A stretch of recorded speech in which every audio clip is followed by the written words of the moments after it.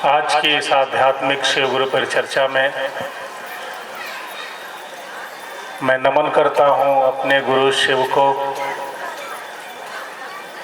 साथ ही इस विधा के जनक इस बात को पूरी दुनिया में फैलाने के संकल्प से संकल्पित और हम लोगों को बताने वाले साहब श्री हरिंद्रानंद जी के श्री चरणों में मैं नमन करता हूं दीदी नीलमानंद जी के श्री चरणों में। आप सभी भाई बहनों को मेरा प्रणाम है। यह मेरा सौभाग्य है कि आज की इस कार्यक्रम में आध्यात्मिक चर्चा में मुझे उपस्थित होने का अवसर मिला है। साहब बोलते थे कि जहाँ शिव की बात हो वह जमीन बहुत ही भाग्यशाली होती है, वह स्थल बहुत भाग्यशाली होता है और वो लोग भाग्यशाली होते हैं जिनके कहने से कोई शिव की तरफ 2 कदम चलता है। आप सभी आए हैं, आप सबों के बीच मुझे अपना अनुभव रखने का अवसर मिला। मैं विशेष क्या बोलूं, मैं धीरे धीरे शिव शिष्यता को समझ रहा हूं। धीरे धीरे समझ रहा हूं इसलिए कि शुरू से बहुत तेज विद्यार्थी नहीं रहा। यहाँ भी बहुत तेज मैं नहीं हूँ। चूँकि गुरु महादेव हैं, वो तो जगत के गुरु हैं, त्रिभुवन के गुरु हैं, लेकिन शिष्य के तल पर उतर करके समझाते हैं। दिक्कत यहाँ ये है कि हम उतना तेज है नहीं, इसलिए सोचने में तो बहुत धीमे धीमे सीखे रहे हैं। लेकिन इतना जरूर थोड़ा बहुत अब समझ में आ रहा है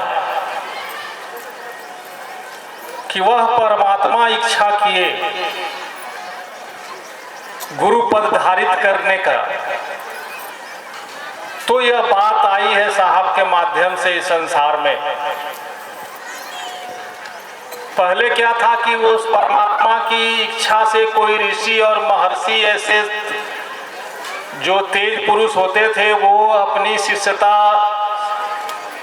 का कार्य जगत में फैलाते थे और उनके शिष्य पुनः फिर उनकी दया से उस परमात्मा शिव से मिलते थे। यह संसार का जो चक्र है कि शिव इच्छा किए तो जीव बने और जीव पुनः उसके अंदर वह इच्छा उस परमात्मा ने गुरु की दया से जगाई तो वह शिव की ओर चला और शिव से एक हुआ। यह चक्र पहले जो चलता था, साहब के इस धरती पर आने के बाद यह तो साबित हो गया कि अब गुरु शिव ही होना चाहते हैं। व्यक्ति विशेष के सामर्थ्य में और वैसे लोगों के सामर्थ्य में अब वो बात नहीं रही जो पहले थी। और हम लोग साहब के जीवन पर जब मैं थोड़ा बहुत देखता हूं, थोड़ा बहुत, तो मुझे ऐसा लगता है कि वह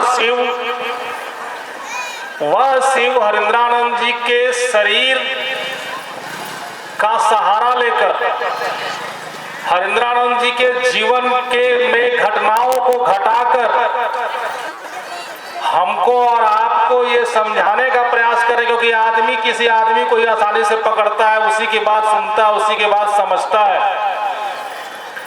इसलिए उस परमात्मा को भी उस साहब के शरीर का सहारा लेना पड़ा, या घुमा फिरा के उस बात को आप समझिए दूसरी तरह से भी कहा जा सकता है, लेकिन मैं वो नहीं कहूंगा। लेकिन इतना समझिए कि साहब ने आओ चलो शिव की ओर में एक बात लिखी है कि वह परमात्मा जिस मानव शरीर का अवलंबन लेकर उस परमात्मा की करुणा शक्ति, उस परमात्मा की करुणा शक्ति जिस मानव शरीर का अवलंबन लेकर जगत में काज करती है, उस शरीर को गुरु का शरीर कहा जाता है। तो साहब के शरीर का सहारा लेकर उस परमात्मा गुरु शिव ने हमको आपको बहुत कुछ समझाने का प्रयास किया है। आप हर चीज को उठा लीजिए,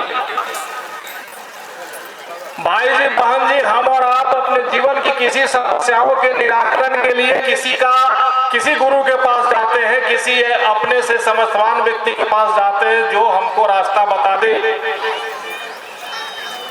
लेकिन एक बात पकड़िएगा, हम भी जीवन में हताश होते हैं, हम भी जीवन में निराश होते हैं, और हमारे हताशा और निराशा में हम सहज में उपलब्ध किसी मानव शरीर का अवलंबन लेते हैं, उसी को अपने से गुरु समझ लेते हैं, उसी को गुरु मानते हैं। भैया कुछ रास्ता बता दीजिए, आप उसको जो समझ लीजिए।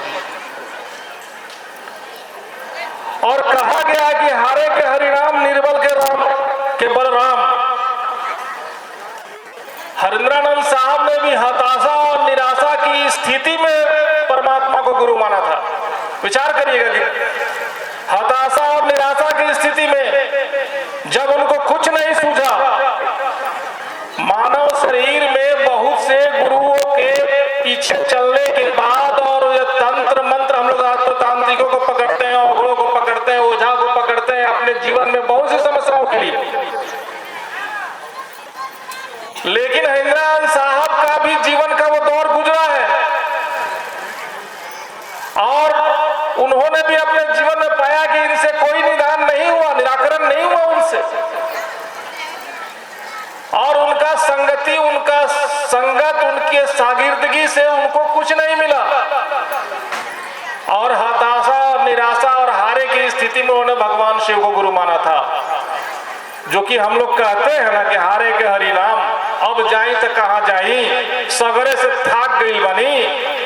तो सगरे से थाक गई तो परमात्मा गुरु शिव है आपके,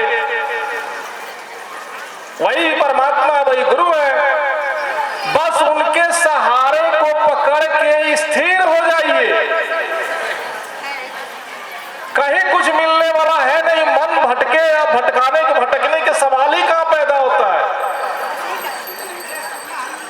बस पकड़ के, जैसे साहब का मन स्थिर हो गया कि सीखेंगे तो आप ही से, वैसे ही अब आप अपने जीवन में गुरु रूप में शिव को पकड़ के स्थिर हो जाइए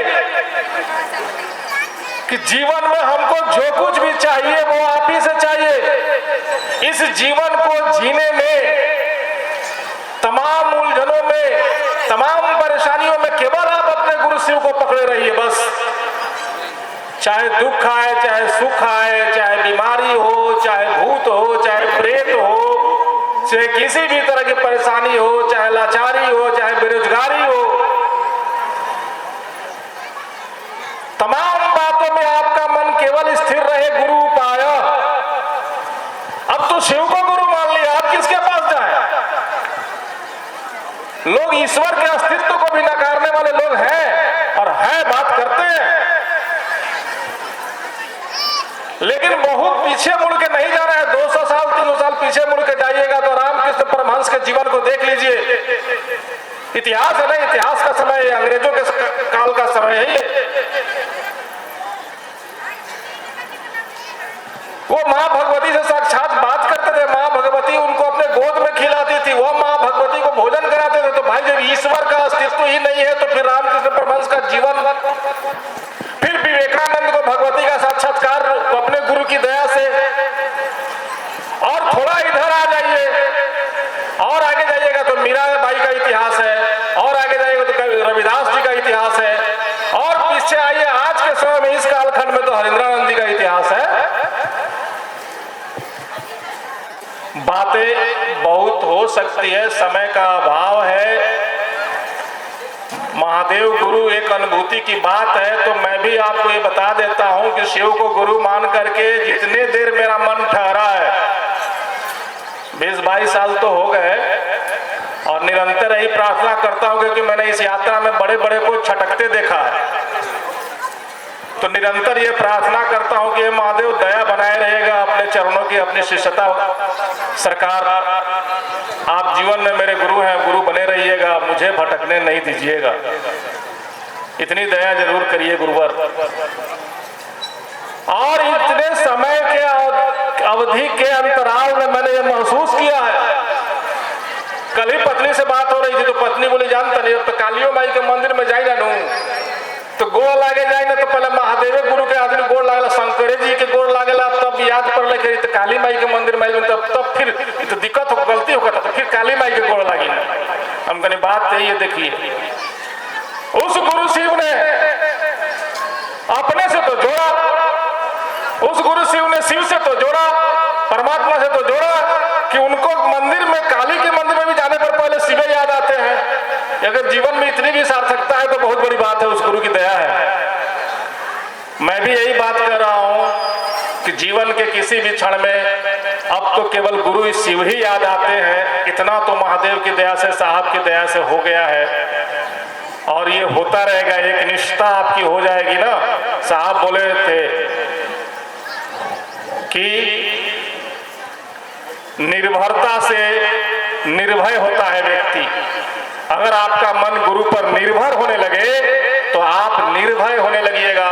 आपके जीवन की शंकाएं, आपके जीवन की चुनौतियां, आपके जीवन की परेशानियों में आपका मन स्थिर रहेगा और भयभीत नहीं होगा, अकबकाएगा नहीं, घबराएगा नहीं।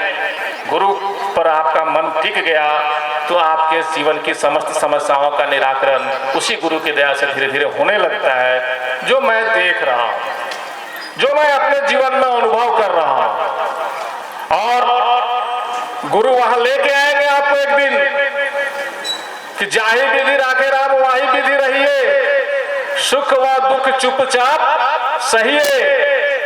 जिस दिन आपका मन गुरु पर स्थिर होने लगेगा, जीवन के सुखों और दुखों में आपका मन अकबकाएगा नहीं। आप उसे भी अपने गुरु की दया, महादेव की दया समझ करके धैर्य पूर्वक जीवन का निर्वहन आपका होता रहेगा। संबल गुरु है, संबल शिव है, संबल साहब दीदी है। बातें जो जितने मैंने समझा है उतनी आपको सुनाने का समय नहीं है। मैं आप सबों को प्रणाम करता हूं, मेरा प्रणाम स्वीकार करिए। बहुत सुंदर।